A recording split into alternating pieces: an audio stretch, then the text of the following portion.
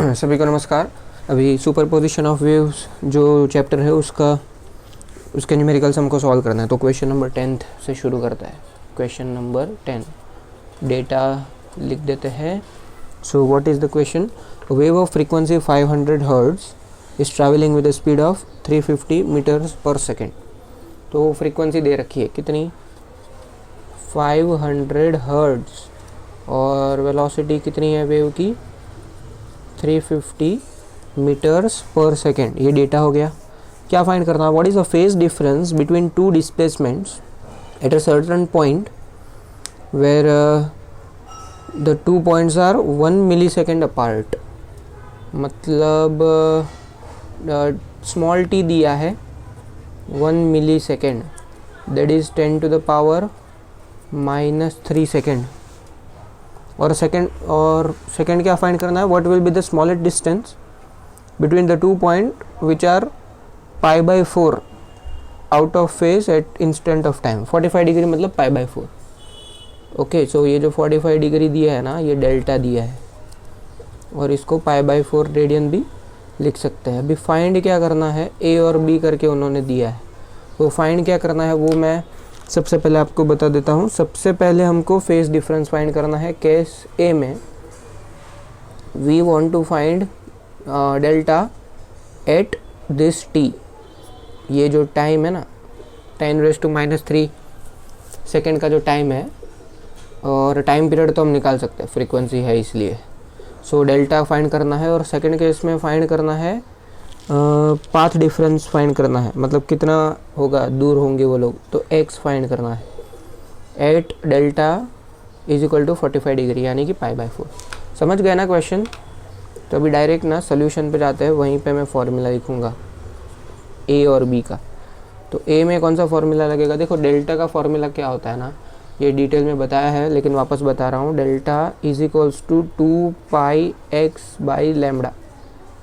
Delta होता है path difference, lambda है वेवलेंथ, एक्स इज डेल्टा होता है फेज डिफरेंस। मैं लिख देता हूँ वरना जो गलती से बोला वो आप समझ जाओगे। डेल्टा होता है फेज डिफरेंस, एक्स होता है पाथ डिफरेंस।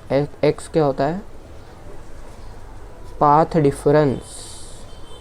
और लेमडा होता है वेवलेंथ। ठीक है, न्यूमेरिकल में फॉर्मूला भी मैं समझा रहा हूँ साथ में। और इसका और एक फॉर्मूला होता है 2πx/λ को स्मॉल एक्स की जगह पे स्मॉल टी और लेमडा की जगह पे कैपिटल टी। तो ये टाइम के टर्म्स में भी हम डेल्टा को लिख सकते हैं। तो अभी केस ए में ना हमको ये वाला यूज़ करना है 2π small T by capital T. तो अभी देखो स्मॉल टी कितना है? 10⁻³ सेकेंड। और 1/t क्या होता है? फ्रीक्वेंसी होता है। 1/t is equals to frequency. तो ये हो जाएगा 2π into small T into F. समझे? बस अभी सब्सटीट्यूट करना है। So 2 into pi into small T कितना है? 10⁻³ और फ्रीक्वेंसी कितनी है? 500 हर्ट्ज। ठीक है ना, इधर फ्रीक्वेंसी दे रखी है कितनी? 500 हर्ट्ज। तो वो जब 500 सब्सटीट्यूट करेंगे तो एक कितना हो जाएगा? 2 into 500 is 1000। So 1000 pi into 10 to the power -3। अब 1000 में 3 ज़ीरो है और ये 10 टू द पावर -3 है। मतलब इसको कैसे लिखेंगे? 10 to the power 3 into pi into 10 to the power -3 implies. इसका मतलब ये होता है, ये तो कट हो जाएंगे, बचेगा पाई। मतलब जो डेल्टा ढूंढना था वो कितना आ गया? पाई रेडियन में। तो आंसर है पाई।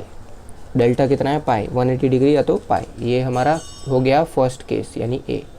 अब फाइंड करेंगे सेकंड केस बी, जिसमें हमको ढूंढना है एक्स। तो ये वाला फॉर्मूला यूज़ करेंगे। Delta is equals to 2πx/λ।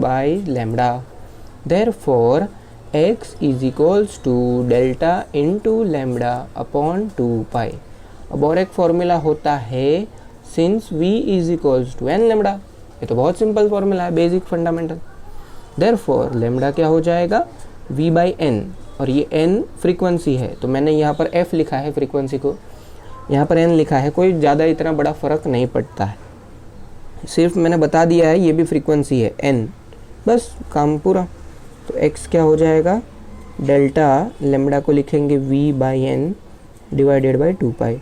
बस वैल्यू सब्स्टिट्यूट करो, डेल्टा कितना, पाई बाई 4, 45 डिग्री है ना, तो पाई के टर्म्स में लिखेंगे रेडियन में, तो पाई बाई 4 हो जाएगा। तो this is pi by 4 divided by 2 pi multiplied by v कितना 350 और फ्रीक्वेंसी है 500।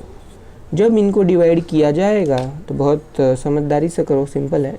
लेमडा तो है नहीं, सब्स्टिट्यूट कर दिया, ये v by n, pi pi cancel हो जाएगा, 0 0 कैंसिल हो जाएगा। तो अब ये बचेगा क्या ना, वो देखना है। 35 इंटू 4 कितना होता है, डिवाइडेड बाई ये 100 हो जाएगा। तो ऐसा ही स्मार्टली करता है। 50 इंटू 2 जो है वो 100 हो जाएगा, लेकिन ये 4 नीचे जाने वाला है, ये बात भी ध्यान में रहनी चाहिए। हाँ, तो ये हो जाएगा 35 डिवाइडेड बाई 400। ये 4 जो है वो डिनोमिनेटर का है भाई, तो 2 और 50 100 हो गए, 100 और ये 4 मल्टीप्लाई होकर 400 हो गया, तो 35/4। तो 35 और 4 का डिवीज़न कितना होता है, ये आप कर दो और फिर 2 0 डिवाइड कर देना, क्योंकि डिवीज़न में 400 है और हम 4 से डिवाइड कर रहे हैं। तो कितना आएगा, 8.32 हो गया, 3 बच गया 0, हाँ 8.75 आएगा। और ये 2 0 को लिख दो 10 to the power -2, so 8.75 into 10 to the power -2 metre. और 10 टू द पावर -2 मीटर को क्या लिखते हैं हम, सेंटीमीटर।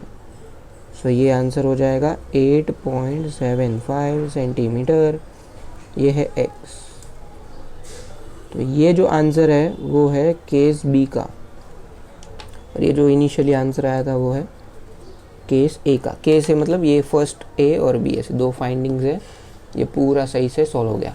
तो ऐसे मज़ा करते रहिए, नई नई बातें जानते रहे, आप फिजिक्स पढ़ते रहिए, मैं फिजिक्स पढ़ाता रहूँगा, क्योंकि फिजिक्स तुम्हारा नमस्कार।